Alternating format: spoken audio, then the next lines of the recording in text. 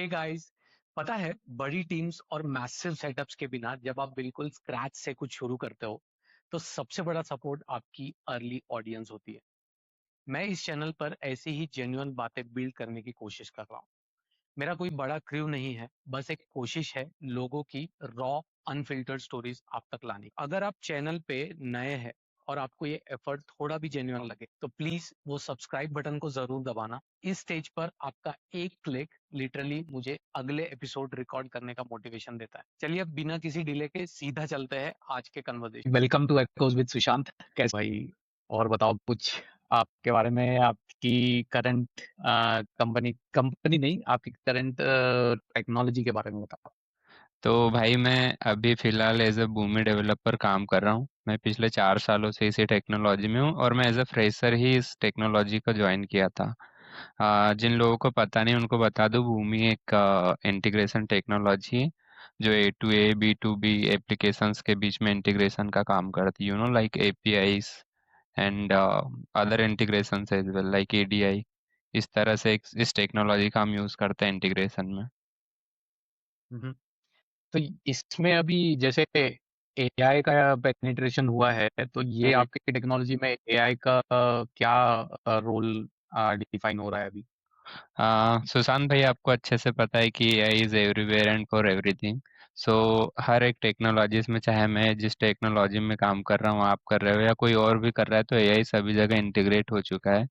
तो मैं अपने टेक्नोलॉजी में कैसे देख रहा हूँ, जैसे मैंने देखा कि एआई बहुत सारी चीज़ों में यूज़ होने लगा है। जैसे डेटा मैपिंग होता है, हम लोग एक हम्म। एप्लीकेशन से एक एक्सएमएल फॉर्मेट में लाइक डेटा इंपोर्ट करते हैं, हमको जेसन फॉर्मेट में भेजना है आगे।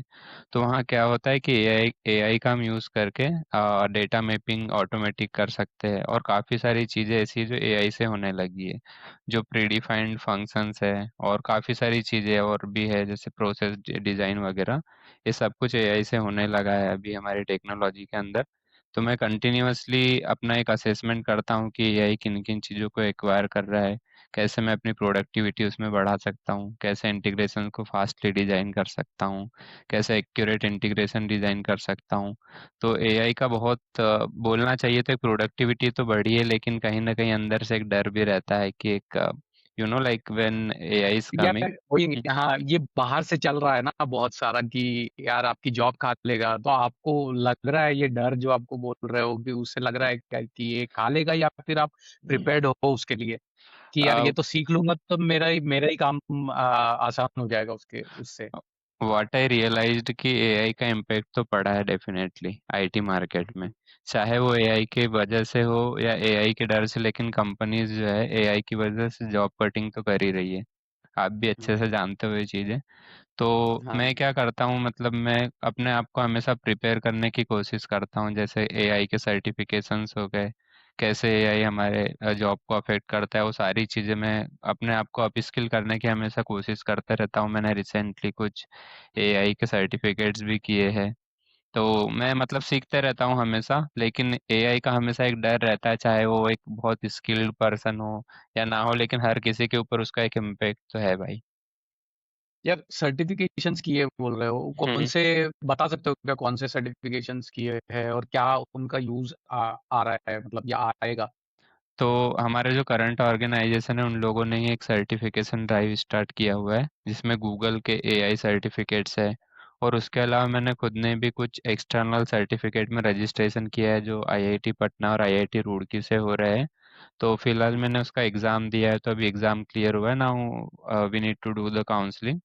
सो अकॉर्डिंग टू दैट हम लोग उस कोर्स के लिए एनरोल करेंगे, और फिर उस कोर्स को कंप्लीट करना है। वो सारे एआई से रिलेटेड कोर्सेज है। ओके। हम्म। उसमें मतलब क्या स्किल आपका एनहांस हुआ है उसके अंदर, तो फिर वो सर्टिफिकेशन करने की वजह से? देखो, एआई की वजह से मुझे बहुत सारी चीज़ें जो है मेरे काम में प्रोडक्टिविटी आई है। जिस काम को करने में मुझे पहले 3 से 4 दिन लगते थे, वो सारे इजीली अभी एक प्रॉम्प्ट देने से, एक प्रॉपर मतलब एक सही प्रॉम्प्ट देने से उस चीज़ों को हम बहुत ही इजीली जल्दी सॉल्व कर पाते हैं। सबसे इम्पोर्टेंट है एआई में तो हम कैसे प्रॉम्प्ट देते हैं, because we are not the AI designer, but कैसे हम एआई को यूज़ करते हैं, दिस इज ऑल्सो इम्पोर्टेंट। तो अगर मैं मेरी बात करूँ तो प्रॉपर प्रॉम्प्ट देना, प्रॉपर डेटा फीड करके कैसे उसका एक परफेक्ट सॉल्यूशन जनरेट करना, ये सारी चीज़ें जो है एक सर्टिफिकेशन कोर्स के वजह से अच्छे से हो पाई है मेरे से। यार तुमने जो जो तुम बता रहे हो, हम्म। उसके हिसाब से तो ऐसा लगता है कि यार ये हेल्प ज्यादा कर रहा है रादर देन जॉब आपकी छीन ले। क्योंकि एक एक्सपीरियंस जो आपका बना हुआ है, चार साढ़े हम्म। चार साल से आप कर रहे हो, राइट? हम्म। आप एज अ फ्रेशर ज्वाइन किए, देन उसके बाद आप उस चीज भूमि के ऊपर ही आपने पूरा अपना काम किया है, राइट? हाँ, चार साढ़े करेक्ट। चार साल। तो उस हिसाब से जैसे आप एआई को डिफाइन कर रहे हो, ऐसा लग रहा है कि यार ये हेल्प ज्यादा कर रहा है, राइट? आसान ज्यादा कर रहा है आपका लाइफ। ये मुझे भी लगा, और ये बात भी सही है कि एआई ने लाइफ को आसान किया है, पूरी तरह से काम को एक्वायर तो नहीं किया है। क्योंकि एआई इज जस्ट, हम बोल सकते हैं कि हमारा एक असिस्टेंट है, पर्सनल असिस्टेंट, जो हमारे काम को आसान करता है। हम जो भी कर रहे हैं उन सारे कामों में हमारी हेल्प कर रहा है, लेकिन पूरी तरह से हमारे काम को उसने टेक ओवर तो नहीं किया है अभी तक। या वो बोलते हैं ना बाहर जो हम्म। टॉक चल रहा है एआई के बारे में कि ये एंट्री लेवल जॉब्स जो है वो हम्म। बिल्कुल उसने खा लिया है। एंट्री लेवल जॉब्स जैसे कि कुछ डेटा एंट्री टाइप का हो, हम्म। या कुछ भी जो स्टफ ऐसा इजीली या हो जाए, जैसे कुछ लिखना, मेल ईमेल लिखना, या फिर ऐसे ऐसे तरीके के जो छोटे छोटे स्टफ है, हाउस कीपिंग स्टफ बोलते थे इसको। तो हम्म। वो सब तो उसने बहुत ज्यादा आसान कर दिया है, राइट? किसी को कुछ लिखना है तो वो सिर्फ एक छोटा सा उसको कंटेक्स्ट दे देगा और वो लिख के दे देगा। मतलब उससे बेटर तो और कोई लिख ही नहीं सकता है। ये बात तो सही है, क्योंकि मैंने भी बहुत सारे मेरे ऐसे फ्रेंड्स हैं जो डेटा एनालिटिक्स में काम करते हैं या एसक्यूएल की क्वेरी लिखते हैं, या उन लोगों को ईमेल लिखना है, कस्टमर सपोर्ट वाली जो जॉब्स है। तो उसमें क्या हो रहा है कि एआई उन कामों को बहुत ही आसान तरीके से कर दे रहा है। पहले क्या होता था, मान लीजिए कोई डेटा एनालिटिक्स है, वो अपने उसको कुछ टास्क मिला हुआ है, उसको उस टास्क को करने में बहुत ज़्यादा टाइम लग रहा है, वो एक्सेल का पूरा डेटा निकाल रहा है, उसको कंपेयर कर हम्म। रहा है, और उसका जो भी है एक सॉल्यूशन बना रहा है, वो आजकल एआई से बहुत ही इजीली हो जा रहा है। तो एक बात तो सही है, एंट्री लेवल वाली जॉब्स एक बहुत ही डेंजर में है एआई की वजह से। हम्म। यार तो तुम्हारी एंट्री कैसे हुई थी वो बताओ जरा, उसके बारे में बताओ कि एंट्री लेवल जॉब चली गई है अभी, जा रही है लोगों की, आपकी एंट्री कैसे हुई थी सॉफ्टवेयर इंजीनियरिंग में? भाई देखो, मेरा जो स्कूलिंग है वो तो पूरा मैंने हिंदी मीडियम से कंप्लीट किया। उसके बाद मैंने भोपाल के ओह, सागर हिंदी हाँ। मीडियम से कंप्लीट किया भाई? तो हाँ भाई, ये जैसे कॉर्पोरेट शिफ्ट तो बड़ा चैलेंजिंग रहा होगा आपको फिर। मेरे लिए तो बहुत ज़्यादा चैलेंजिंग था। भाई मेरा बताओ एक उसके और बारे में थोड़ा। मैंने अपना जो आधा स्कूल है वो गवर्नमेंट स्कूल से पूरा किया था। गवर्नमेंट स्कूल्स की क्या सिचुएशन है इंडिया में। उसके बाद भी हम्म। मैंने 9th से 12th तक के एक प्राइवेट स्कूल से पढ़ाई की, लेकिन वो भी हिंदी मीडियम से ही मैंने की थी। उसके बाद अपना भोपाल का जो Sagar institute of research and technology, वहाँ से मैंने कॉलेज किया। और मेरी भाई इंग्लिश यार कॉलेज में ठीक नहीं हो पाई थी, बिकॉज वहाँ पर क्या था, सबसे ज़्यादा बिहार से एडमिशन थे, और वो लोग रीजनल लैंग्वेज में ही बात करते थे, और इंग्लिश का एक माहौल था ही नहीं कॉलेज में। तो जिसकी वजह से मुझे अच्छा। कॉलेज में जॉब लेने में बहुत ही ज़्यादा प्रॉब्लम हुई थी। लाइक मैं लास्ट तक तो जाता था, लेकिन इंटरव्यू क्रैक नहीं कर पाता था because of my communication skill. मेरा इंग्लिश बिल्कुल भी सही नहीं था, इवन मैं एक सेंटेंस भी नहीं बोल पाता था। तो भाई इस वजह अरे से मुझे पूरा कॉलेज कंप्लीट होने के 1 साल बाद तक के जॉब में बहुत प्रॉब्लम आई। ऑनेस्टली स्पीकिंग, जब मैं कॉलेज में था तब कैंपस आए थे, उसके बाद से आना भी बंद हो गए, क्योंकि अभी फ्रेशर्स लोगों का हायरिंग फ्रीज है, राइट। हाँ। फिर 1 डेढ़ साल मैंने खुद से प्रिपरेशन की, मैं हैदराबाद गया, वहाँ भी बहुत स्ट्रगल हुआ, वहाँ से वापस आ गया था हार के। फिर घर पे की, उसके बाद में मुझे जॉब लगी थी। तो जॉब लगने के बाद में शुरू, हैदराबाद में क्या, हैदराबाद में मतलब कैसे क्यों चले गए थे? जॉब सर्च करने के लिए, बिकॉज मैं कॉलेज में था तब मुझे जॉब नहीं लगी थी। फिर मैंने सोचा कि हाँ। हैदराबाद जाके प्रिपरेशन करता हूँ, लेकिन मैं जो सोच के गया था वहाँ जाके सारी कुछ चीज़ें पूरी तरह कोर्सेज किए तो वहाँ, वहाँ पे कहाँ थे? अमीरपेट में थे क्या? नहीं भाई, मैं तो वैसे हाईटेक सिटी में था, मैंने कोर्सेज नहीं किए, मैं खुद से पढ़ाई करता था, बट मैं अप्लाई किया करता था वहाँ जाके जॉब के लिए। अच्छा, हाँ, वो ओके। कोविड वाला पीरियड था ना, तो वहाँ पर जो फिजिकल क्लासेस है वो तो बंद ही थी उस टाइम। वो सब बंद हो गई, हाँ, हाँ, ओके, राइट। तो तो फिर उसके उसके बाद ऐसे मतलब वापस वापस चले गए? मैं घर आ गया था वापस, कुछ फैमिली हम्म। सिचुएशंस ऐसी थी, मुझे सब छोड़ के आना पड़ा। लेकिन मैंने घर आके भी प्रिपरेशन जारी रखी, और उसके बाद में भाई दिए मैंने 2-3 कंपनीज का इंटरव्यू दिया। और एक चीज़ मेरे साथ ये हुई थी, मुझे बहुत कॉन्फिडेंस था कि मैं जाऊंगा और हैदराबाद में जाते से जॉब मिल जाएंगी, बट ऐसा कुछ हुआ नहीं। मैंने 3 महीने में वैसे 7। बहुत स्टूडेंट्स का होता है, मेरा भी था, मैं भी गया था वहाँ, मैंने भी बहुत स्ट्रगल की है वहाँ। हाँ। वो बहुत धक्के खाए हैं, बसों में, फुल फुल बसों में चढ़ के इधर उधर इंटरव्यू देने गए। This is I I what can feel. Happened with me as well. हाँ, और सबसे ज्यादा परेशान जो फ्रेशर से रहता है भाई हैदराबाद में, अभी भी बहुत सारे लोग आते हैं जो मिलते हैं मेरे से हमारे साइड भोपाल से। तो क्या होता है, लोग फ्रॉड होने से बहुत ज्यादा मतलब डरे हुए हैं, क्योंकि क्या होता है, मैंने 700 हम्म, प्लस कंपनीज में अप्लाई किया था, और दो ही वाह, जगह या 700+ ह्यूज भाई। करेक्ट, और 2 ही जगह से हाँ, मुझे इंटरव्यू कॉल आया था, और बाकी जगह से फ्रॉड कॉल्स आते थे कि आई हैव टू पे हाँ, 2000 रुपीज फॉर जॉब, और इस टाइप से, जो बहुत सारे लोग रिलेट कर सकते हैं, सबके साथ यही होता है जब वो फ्रेशर्स होते राइट। हैं। अगर कोई है जिसने ये फेस किया है तो कमेंट में भाई अपना हाँ। योगदान देके जाए। आई हाँ, श्योर भाई, बहुत सारे लोग हैं, मोस्टली फ्रेशर्स लोगों के साथ तो होता ही है भाई ये। हाँ, राइट। फिर उसके बाद वही है भाई, जब जॉब स्टार्ट हुई तो एक हमारा ऑफर लेटर में मेंशन होता है कि हमको जो भी टेक्नोलॉजी मिलेंगी, जो भी शिफ्ट मिलेंगी, we have to accept that, otherwise हाँ, they they will not hire us, ऐसा करके वो लोग मतलब पहले ही बता देते हैं। तो हाँ, ये जो टेक्नोलॉजी डेलबूमी इंटीग्रेशन टेक्नोलॉजी उन लोगों ने उनके साइड से असाइन की थी, हमारे पास ऐसा कोई ऑप्शन ही नहीं था कि हम चूज कर सके, मेरा था जावा का। मैं ओके। अपना कॉलेज वगैरह में जावा ही पढ़ा हुआ था, लेकिन फिर इन लोगों ने जिस टेक्नोलॉजी पे दिया उसी में काम करते चले गए। फिर तो इंग्लिश वगैरह का इम्प्रूव हुआ, उसका क्या स्टोरी है? भाई लाइक कॉरपोरेट में ज़्यादातर प्रोजेक्ट्स होते हैं यूरोप साइड के, राइट, अमेरिका हम्म, ऑस्ट्रेलिया या यूरोपियन कंट्रीज के। तो उनका करेक्ट। एक्सेंट जब सुना भाई, तो मैं पूरा ही ब्लैंक हो गया था। जब मेरा फर्स्ट इंटरव्यू था उसमें तो मैं फेल हो गया था, क्लाइंट इंटरव्यू। अच्छा, वो एक कॉल के बारे में बताया था आपने ना, वो क्या हम्म। क्या हुआ था एग्जैक्टली इसके अंदर में? मुझे भाई मैनेजर ने 2-3 दिन पहले से कॉल करके बोला था कि हमारा एक प्रोजेक्ट का इंटरव्यू होने वाला है। वो फॉरेनर क्लाइंट्स थे, और उनने मुझे बता दिया कि ऐसा ऐसा प्रिपेयर करके रखना है, ये सारे आंसर्स देना है। मैंने सारा प्रिपेयर किया था, मैं कॉन्फिडेंट भी था, थोड़ा इंग्लिश थोड़ा वो सीख भी रहा था। लेकिन जैसे ही उनका एक्सेंट सुना, मैं पूरी तरह से ब्लैंक हो गया भाई। मैनेजर ने हाँ, इमिडिएटली मुझे म्यूट करके कॉल से हटा दिया, डायरेक्ट कॉल किया फोन पे, प्लीज डोंट ज्वाइन करके। तो वो मेरा बहुत ही गंदा एक्सपीरियंस था, मैं बहुत एम्बरेस था उस टाइम। तो ये सारी चीजें पूरा मेरे साथ। हाँ कॉन्फिडेंस हिल गया होगा भाई वो टाइम पे ना पूरा। भाई, मैं सच बताऊं तो मैंने अंदर से सोच लिया था, it is not my cup of T, मैं छोड़ने के लिए हो गया था पूरी तरह से रेडी। अरे बाप रे। लेकिन फिर क्या हुआ? मैं आपको एक स्टोरी बताऊंगा कि एक अच्छा लीडर कैसे हमारे अंदर की क्वालिटी को बाहर लाता है। चलो। मेरा जब सेकंड इंटरव्यू हुआ, तो सेकंड इंटरव्यू जो क्लाइंट के साथ में था, तब मैंने थोड़ा इंग्लिश सीखना चालू कर दिया था। ऑनलाइन एक टूल था, उस पे ऐसे ही कॉल करके रैंडम लोगों से कनेक्ट करना, इंग्लिश में बात करना, वहाँ मेरा हो गया था। क्या था लेकिन वो टूल? टूल जोश क्या स्किल्स नाम करके था था, उसका? जोश स्किल्स करके ओके, एक ऐप जोश था। स्किल्स। ओके। हम्म। और उसका 500 रुपीज का सब्सक्रिप्शन था, जिसने मुझे बहुत ही ज़्यादा हेल्प करी इंग्लिश सीखने में। ओके, उसके बाद गुड मेरा थिंग।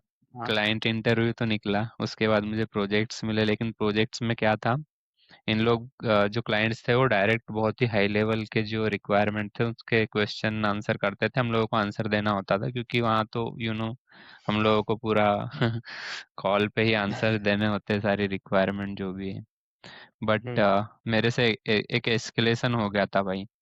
मतलब क्या हुआ था कि मैं आंसर नहीं दे पाया था, क्योंकि वो लोग एक्सपेक्ट कर रहे थे, मतलब उनको मालूम नहीं था शायद कि मैं फ्रेशर हूँ या क्या, उनको लगा मैं एक्सपीरियंस्ड पर्सन हूँ, और हाँ, कोई सीनियर डेवलपर भी नहीं था, मैं डायरेक्टली क्लाइंट के साथ काम करता था। तो हम्म, एस्केलेशन हो गया, उन लोगों ने जाके मैनेजर से कंप्लेन कर दी कि we need to release him because he is not able to answer the questions in the call करके।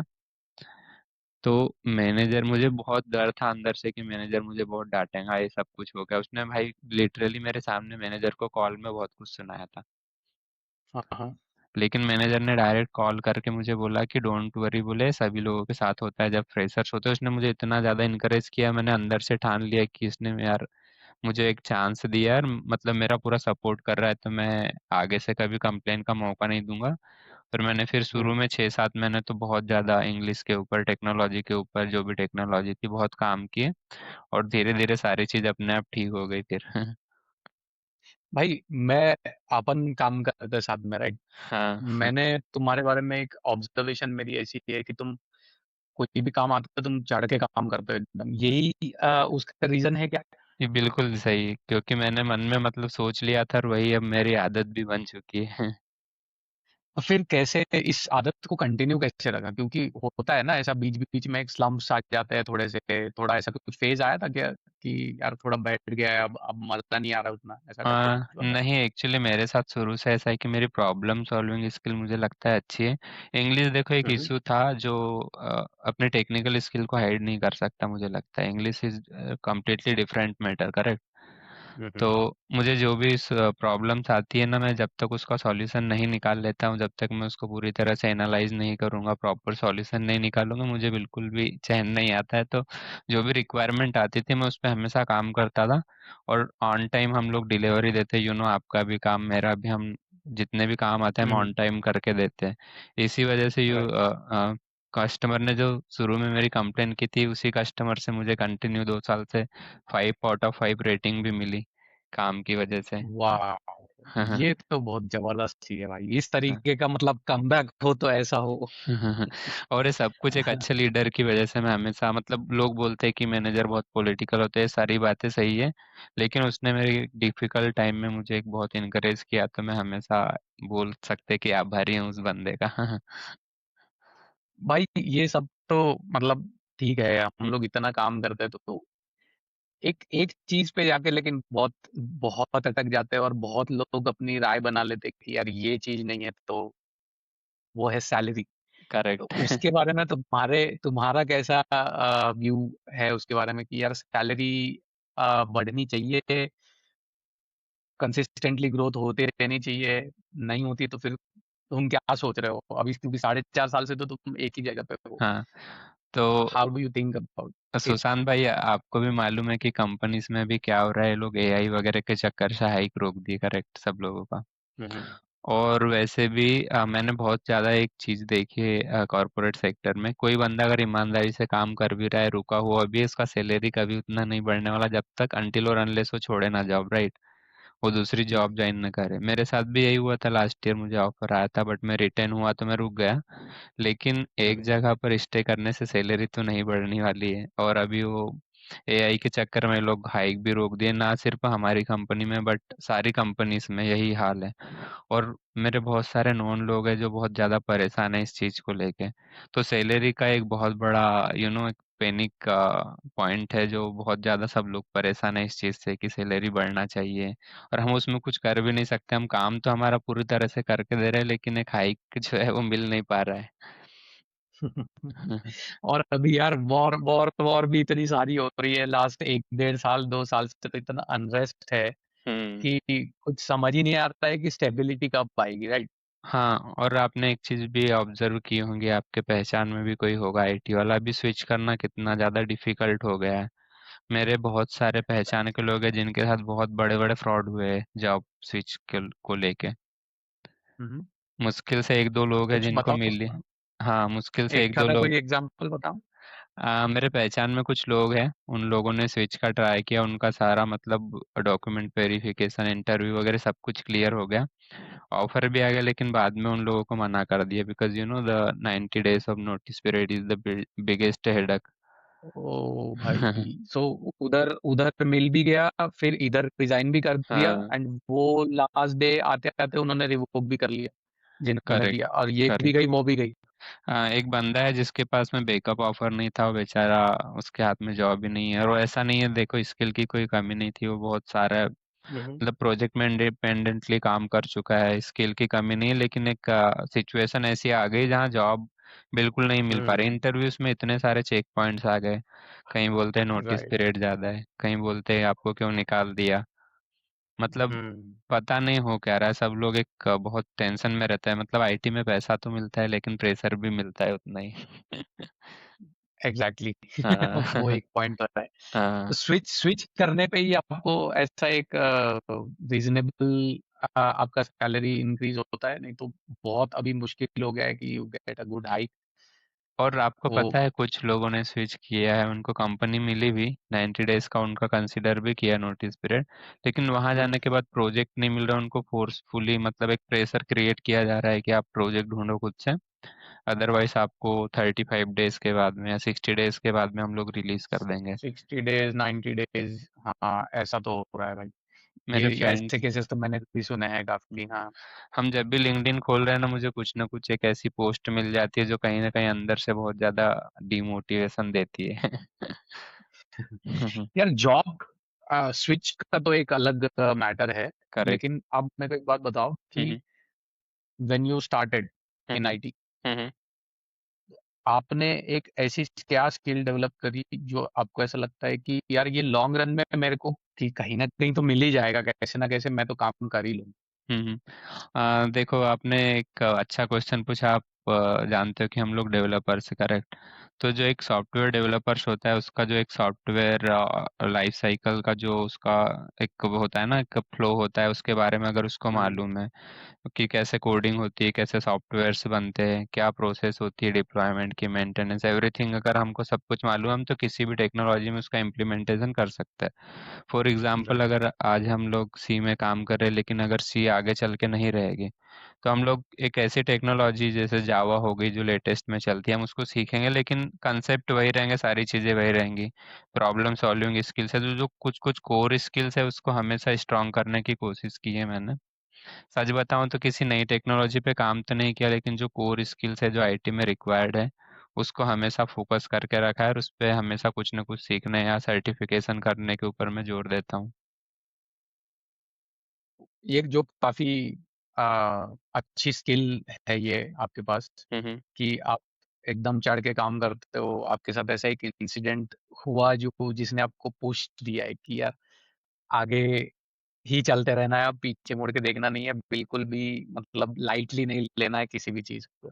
हाँ, ऐसा राइट। हुआ है मेरे साथ में तो क्योंकि ये जो पार्ट हुआ यहाँ पे अभी, राइट, हम्म। यहाँ आईटी में रहते रहते हुआ, ये कभी थोड़ा पीछे जाते हैं अगर लाइफ में, थोड़ा कॉलेज टाइम पे, या वो टाइम पे कैसे था ये सेम तरीके का था माइंडसेट, या फिर नहीं, थोड़ा कैजुअल कॉलेज था? में तो थोड़ा लेजी माइंड था मेरा, सच बताऊं तो मैंने कभी सोचा भी नहीं था, और जॉब को लेके मैं बहुत ज़्यादा डेस्परेट नहीं था।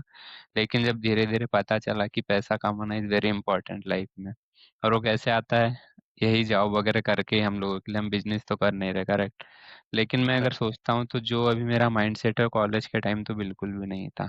तो वही है कि अभी लगता है कि जो हुआ अच्छे के लिए, जैसे शुरू में मैं बहुत परेशान था, मैं आईटी छोड़ने के लिए रेडी हो गया था सब कुछ, लेकिन बाद में लगता है कि जो भी होता है ना सब कुछ रिटर्न होता है, और जो भी होता है अच्छे के लिए होता है, उसी चीज़ों की वजह से आज हम यहाँ पर टिके हुए हैं। मतलब मैं अपना बताऊं तो, और मुझे लगता राइट। है कि वो बहुत सही चीज़ हुई मेरे साथ में एक। कॉलेज कॉलेज लाइफ में कैसा रहता था? बहुत बकचोदी होती थी या फिर कैसे? बिल्कुल भाई, तो भाई। अब हिंदी हिंदी मीडियम था आप बोल रहे हो, सेमी हिंदी मीडियम था या हिंदी मीडियम था पूरा? Full full Hindi medium. तो वहां तो फिर अपने अपने लैंग्वेज में बात करते तो बहुत ज्यादा बकचोदी होती होगी। करेक्ट भाई, और लाइक बिहार के जब दोस्त बन जाए ना तो फिर लाइफ में फुल बकचोदी ही चलती है। कुछ कुछ इंसिडेंट बताओ यार, कैसे होता था, मतलब क्या होता था कॉलेज का, कोई फनी इंसिडेंट हो तो अ, बताओ। भाई ऐसा कुछ सच बताऊं तो एक इंसिडेंट तो याद नहीं, लेकिन ऐसा है कि हम लोग बहुत ज़्यादा एंजॉयमेंट किया करते थे। एंजॉयमेंट इन द सेंस जैसे कि बहुत ज़्यादा कॉलेज को उतना सीरियस नहीं लेते थे, जैसे हम कॉलेज आ रहे हैं कभी बंक मार के चले गए, घूमने चले गए इधर उधर, थोड़ा पढ़ाई भी किया करते थे, ऐसा नहीं कि पढ़ाई से पूरी तरह ऑफ थे, मैंने एक चीज़ और नोटिस करी कि जो बंदा इंजीनियरिंग में होता है, अगर वो मस्ती भी करे, कुछ भी करे, लेकिन वो अपनी चीज़ों को बहुत जल्दी सही कर कर लेता है, मतलब एक रहती है इंजीनियरिंग वाले की क्वालिटी। ऑल हाँ, राउंड एक्सपीरियंस मिलता है उसको हाँ, हाँ, कॉलेज के करेक्ट। साथ में। हाँ, और हमने बहुत ज़्यादा हद पार करके भी कुछ ज़्यादा मस्ती वगैरह नहीं की, लेकिन एक बोल सकते हैं एक मॉडरेट वे में सारी चीज़ें थी, पढ़ाई, थोड़ा मस्ती और थोड़ा घूमने-वूमने जाना। भोपाल में तो काफ़ी अच्छी जगह है, तो फिर जाया करते थे ऐसे बंक वगैरह मार के। बाकी पढ़ाई वगैरह पे भी ध्यान दिया करते थे। चलो बहुत बढ़िया भाई, बहुत बढ़िया, आपसे बात करके बहुत मजा आया चेतन। हाँ, हाँ, थैंक यू थैंक यू भाई। So much for being on Echoes with Sushant.